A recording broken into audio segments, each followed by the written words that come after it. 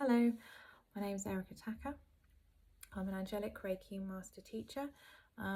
It is a beautiful label and wonderful thing to say that I do, but each one of us who works in this, I'm going to call it an industry, works differently and is unique in their gifts, unique in how they do things, and that should be honoured and respected. So we're all different in what we deliver.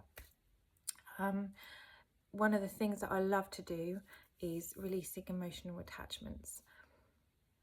Often it is our own experiences through life that help us to channel what it is that we're passionate about. And as it happens, this seems to be one of those for me. Why do I do it? Okay, I stumbled across The Secret years ago, about law of attraction, and everything about it seemed to go yes. Finally, you feel like you're in control of your life, that life isn't happening at you, for you. You can actually manifest things, you can create things, and you start to get like the jigsaw pieces together and work out how you've achieved things in your life and how you failed as well, and why.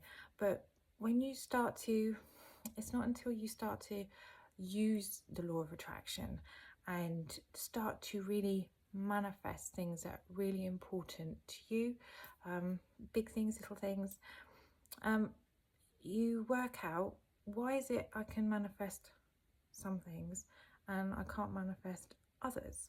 Or how is it that I've manifested something that's amazing that I really wanted, but it's not quite right, or it didn't unfold as I expected it to, or that I wanted it to, or that it hasn't made me happy? And that could be anything from a pair of shoes to a holiday to a house. And this is where the cord cutting comes into play, because somewhere along that line, my belief systems and my experiences, often subconsciously, have impacted on how I've attracted what it is I've attracted. And this was really frustrating for me, as I thought, there's blocks. I recognised that there was blockages, and you do all these affirmations and you do all this self-care and you do all these wonderful crazy things to try and clear it and yeah, just clear it out of the way so you can manifest correctly. Isn't that what it's about? It's becoming self-aware. Okay. And then it's led on to me being able to do this. And then I realized that it was things that had happened not just in my life now, but in past lives, that have made a great impact on my spiritual being. And it is absolutely remarkable. So if you can imagine much like a tree here, you've got all these little copper wires going up. So that's all part of us if we were trees. And each one of those are belief systems, experiences, all sorts of things that make us attract or have opinions and feelings. So when we're trying to manifest something, or when something happens to us, we have an emotional response to them. And each of these emotional responses send out like branches, and then each branch has another branch like that. And then when you start to recognize that some of these branches are not healthy, they're taking up the space and they're overpowering the ones that you want. So the whole point is clearing those out of the way, making space for what you do want. That's it. It really is that simple, in the idea of it. You've got something, you're attracting what you don't want. Why? let's go back, clear that out of the way. And it's not necessarily what you think it is. Sometimes it's really subconscious. Again, past lives. No one knows their past lives. And even if you had past life regressions before, that might not actually be what it is that is holding that attachment. It's quite an amazing thing to think about, and it's quite mind-boggling. And you kind of have to keep it simple. Just acknowledge the fact that there's something there that's blocking. I've done everything else that I can think of to help myself. Let's give this a go. That's usually where we're at. Okay, so it is science. I am going to say that it is science, and I spend quite an unusual amount of time reading things like quantum physics, because I wanted to understand how it worked, why it worked, and why something that happened in a different century could possibly impact me today. But it does.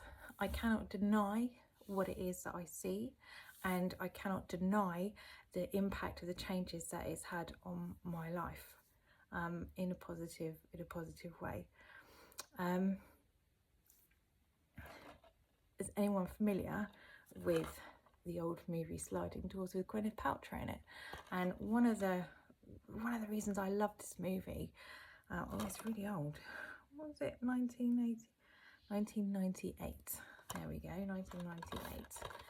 And I was always fascinated by this, because you're just like, you know, she has this life, and it's not quite as, you know, as intended, but she has something happens. She misses the train, and she basically has the movie shows you two different lifelines, and then how they merge at the end. And it was just so beautiful and so wondering, and I just thought, I wonder if that could happen. I wonder what if. And this is almost like that ticket, almost like that missing the train. It takes you from one path and aligns you up with another, just by clearing away things which no longer serve you. So how I do a session, I have you just relax, either in a chair or on the couch, wherever we are, it doesn't matter. You just completely relax for half an hour, and the angels, Archangel Metatron and Archangel Michael, we go through into the different dimensions that need clearing, and I receive all the downloads of what it is that needs to be done. And it's usually 3 lifetimes, either this one or previous.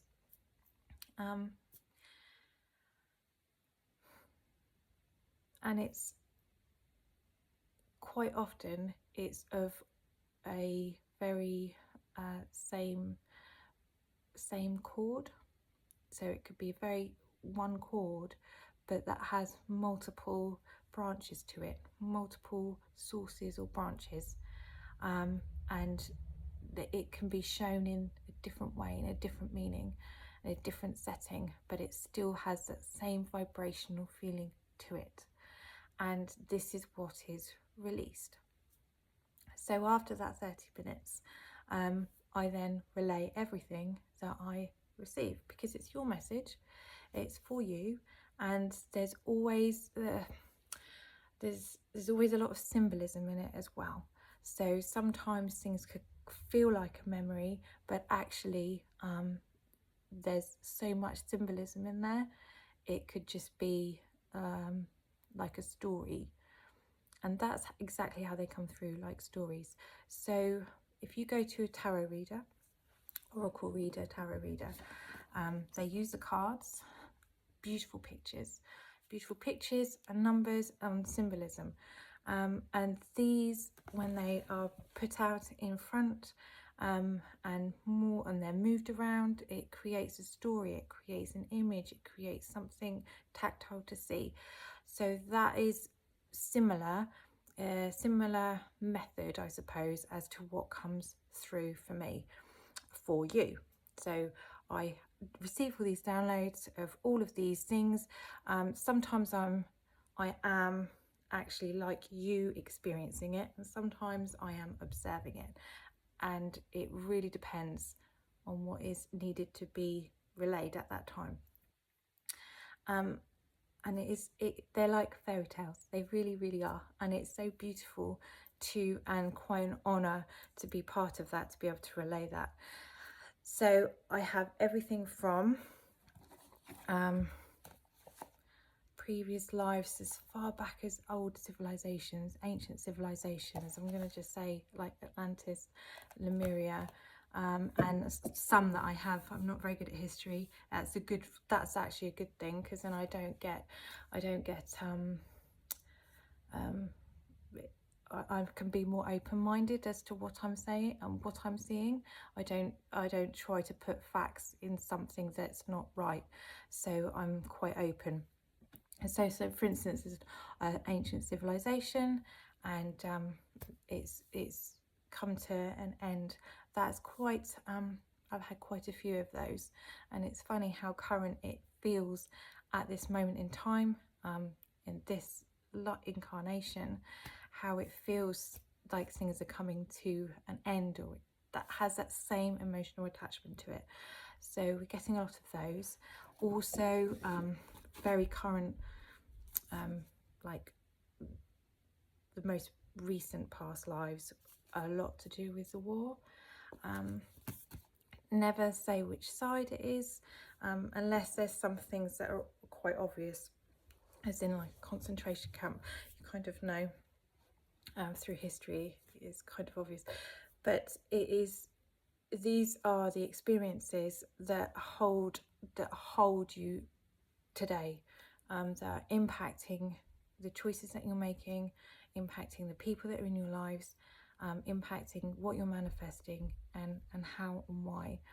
Some things, don't forget that we're also on a spiritual journey, and some things are put into our experience so that we can heal them through experience, heal them through going through something, and then coming out the other side. Often we have people in our lives that we've also incarnated with in these cord cutting sessions. Sometimes they could be wonderfully positive, and sometimes they're not so. And this is also healed, and how it helps to heal the relationships in this incarnation. So it could be anything from, so if they're not supposed to be part of your life, and it's healed in this cord cutting session, the person in your experience today, the relationship might just change jobs, move house, or you might suddenly change job or move house. It just, you move apart, or it is improved, the relationship changes. It is, you'll no longer have that attachment to them or them to you, and you can just almost live side by side, but have a different experiencing relationship. The things that they do that annoy you no longer annoy you so much, because that root of the emotional attachment has been healed. Okay, so you can just accept what they do and quite happily go about your day. It's amazing how those things happen. It's different for everybody. But what you do have to remember is that what's happening and what we clear in the other dimensions takes its time to come through into the physical. So much like if you are buying a house, how long does it take to buy a house? First of all, you experience enough reasons as to make you want to make that move in the first place. Okay, so that could have taken like that, or it been sudden, or it could have taken time. No, I think it's time for us to move on, okay? And what's happened to lead up to that? So then you put your house on the market, then you go and look at houses, and then you start the sale process, and then that's like 3 months, 6 months down the line. So how long has it actually taken for you to move house? Much the same as coming through the dimensions. Saying that, sometimes things do happen quite quickly. It depends on the cords that's attached. So don't forget that you can have one cord, one traumatic experience, and it, say for instance, from the heart chakra, and that one experience has again sent like electricity. If you can imagine a spark of electricity, how many other things have been affected by that one? It's actually quite mind-boggling to think. You've got one event that's happened, and how many rippled effects throughout your choices, throughout things that's manifested to you, and how it's affected your life. And it's usually the things that are on the ends of those electric currents that you notice that change quicker. I hope that makes sense.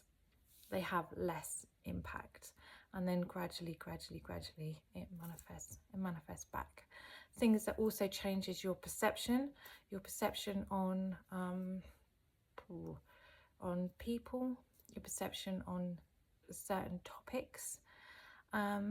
You can have a different emotional attachment to things that are going on in the world, and your job. Huge impact.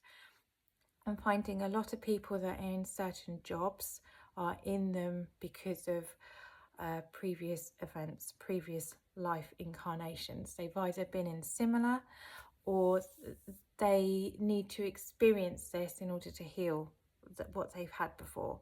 So this can be quite profound in making a change within your career.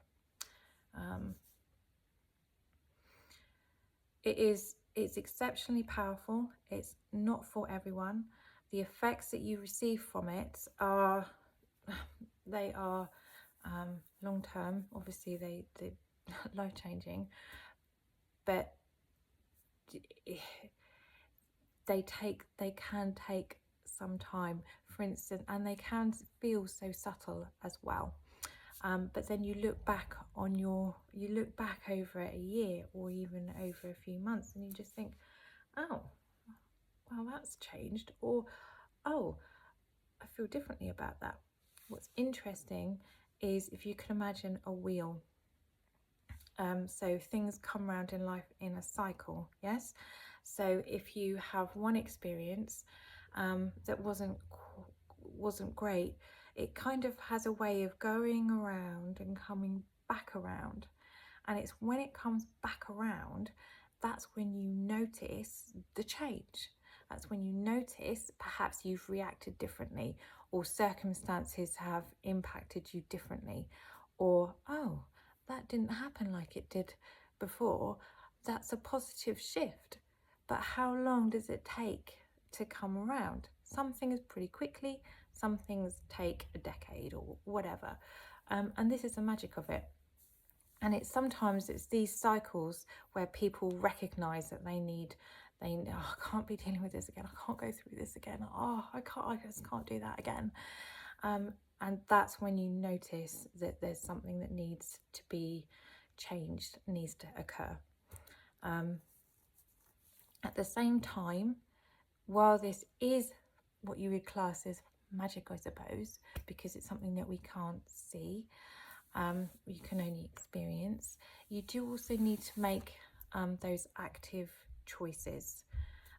We are free agents. We have the freedom to choose, and we can continue to knowingly make the same choices that we made before, even though we had the cords cut. We can still make those same choices.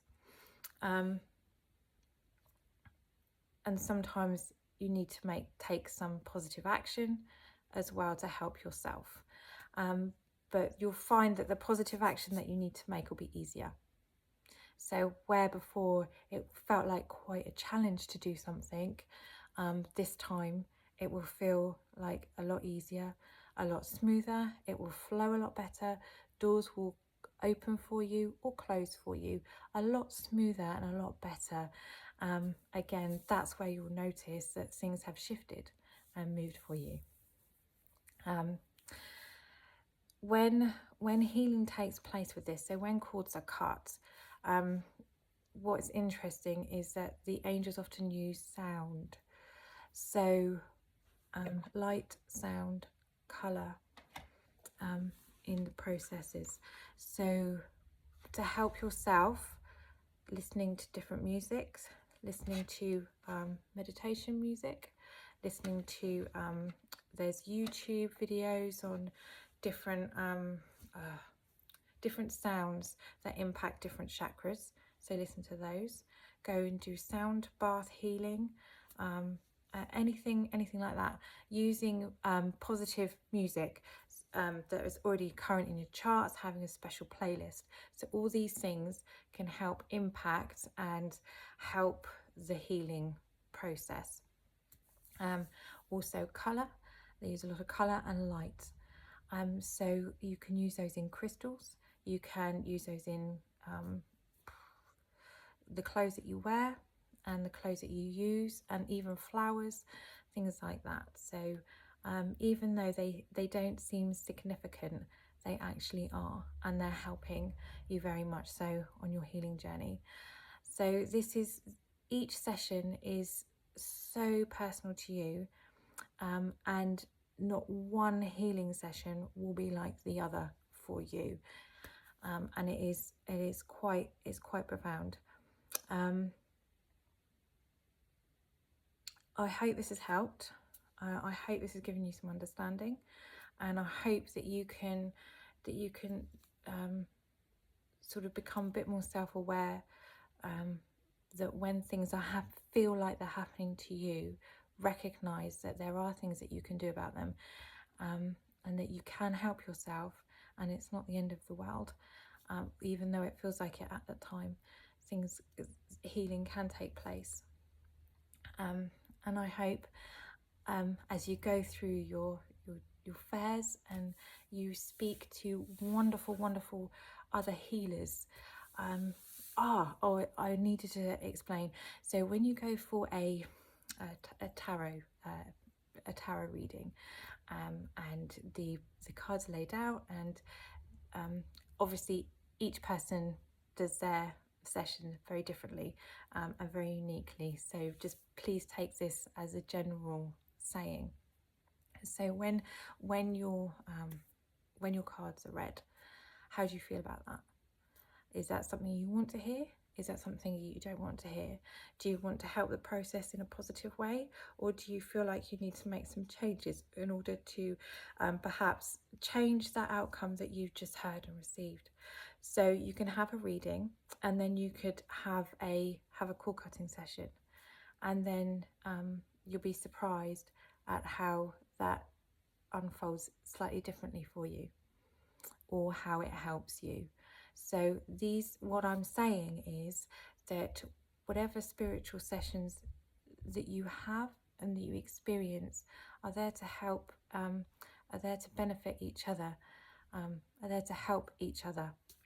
So absolutely go out and have different spiritual experiences with different Reiki healers, different crystal healers, different readers, sound bathing, whatever feels right for you, go for it.